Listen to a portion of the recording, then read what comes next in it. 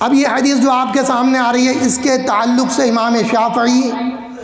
رضی اللہ تعالی عنہ المتوفی 204 ہجری وہ بیان فرماتے ہیں کہ یہ حدیث 70 فقہ کے بابوں پر مشتمل ہے،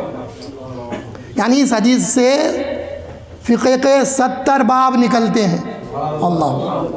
اور امام احمد بن حنبل رضی اللہ تعالی عنہ وہ بیان فرماتے ہیں کہ اسلام کے جو اصول ہیں وہ 3 حدیث پر مشتمل ہے۔ اسلام کے جو اصول ہیں وہ 3 حدیث پر مشتمل ہیں۔ وہ 3 حدیثیں آپ نے بیان کی کہ وہ پہلی حدیث یہ ہے جو آپ کے سامنے آئے گی، اور دوسری حدیث وہ ہے کہ حضور نے فرمایا تمہارے لیے حلال بھی ظاہر ہے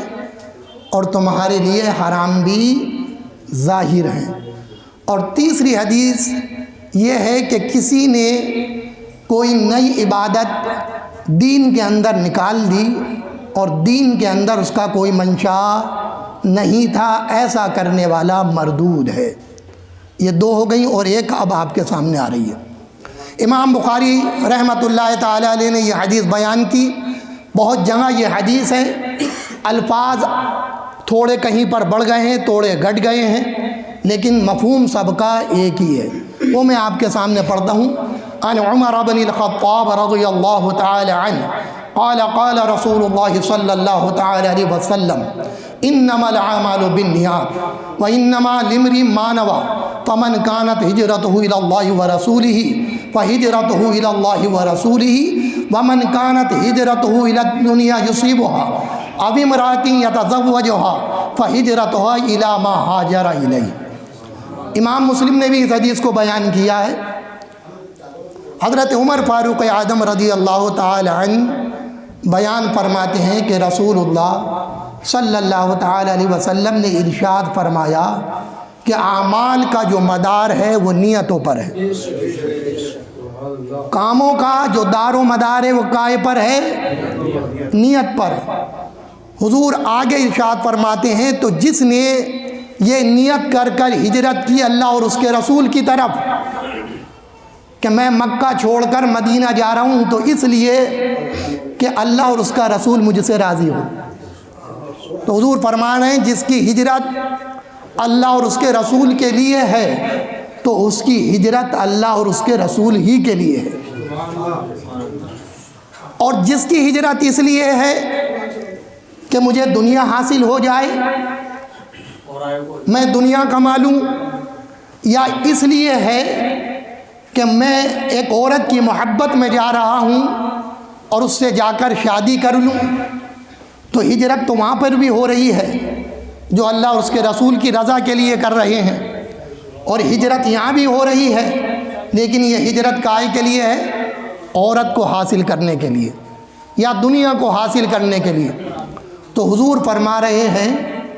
کہ جس کی ہجرت اس لیے ہو کہ مجھے دنیا مل جائے یا کسی عورت کی طرف ہو کہ اس سے میں شادی کر لوں، تو اس انسان کی ہجرت اسی کی طرف ہوگی جس کی اس نے نیت کی ہے۔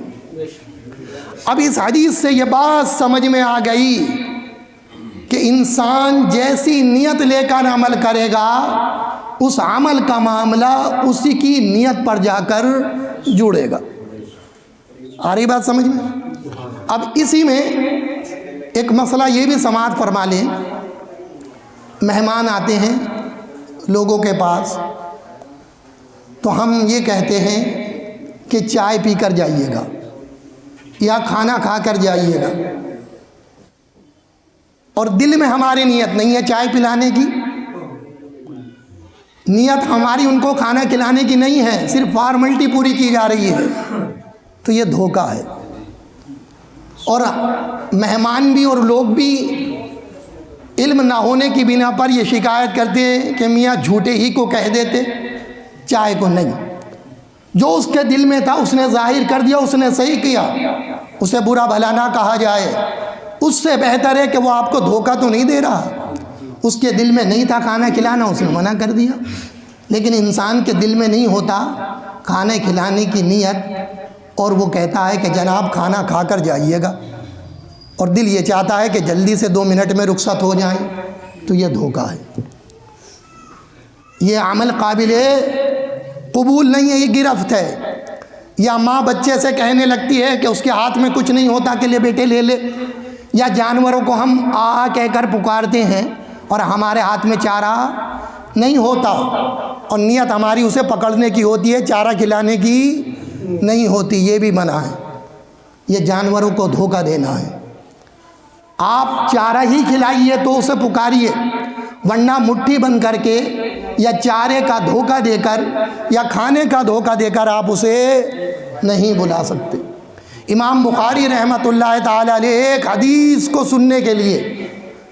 کہ فلاں ایک شخص فلاں جگہ پر رہتا ہے، تو اس سے ایک حدیث سماعت کرنے کے لیے پہنچے تھے آپ، اور آپ نے دیکھا کہ وہ جانور کو چارے کے بہانے سے بلا رہے تھے اور چارہ ان کے پاس نہیں تھا۔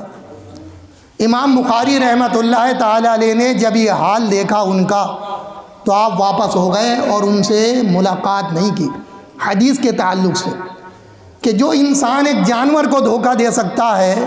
ہو سکتا ہے حدیث کے بیان کرنے میں وہ غفلت کر جائے۔ جو انسان یہاں رب سے نہیں ڈر رہا، تو ہو سکتا ہے کہ جو حدیث مجھے سنا رہا ہے وہ حدیث ان نے حضور سے نہ سنی ہو، یا اس میں وہ مجھے بھی دھوکہ دے سکتا ہے،